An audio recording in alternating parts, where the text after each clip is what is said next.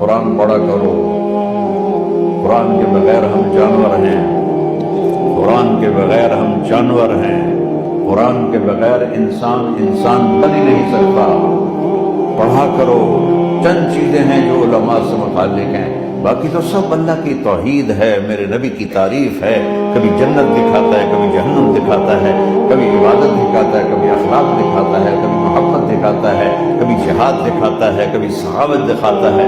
قرآن تو ایک رنگین خوبصورت دسترخوان ہے جس پر ہر قسم کے کھانے چنے ہوئے ہیں. اللہ نے 2 دسترخوان اتارے ہیں زمین پر. ایک روٹی پانی کا دسترخوان ہے جس سے پیٹ بھرتا ہے، ایک قرآن کا دسترخوان ہے جس سے روح بھرتی ہے، جس سے دل بھرتا ہے، جس سے اندر بھرتا ہے. یہ فیصلہ کن ہے، لا ریب فیہ. یہ ہر قسم کے شک و شبہ سے بالا تر ہے. جو اس نے کہہ دیا اسے کوئی مٹا نہیں سکتا، کیونکہ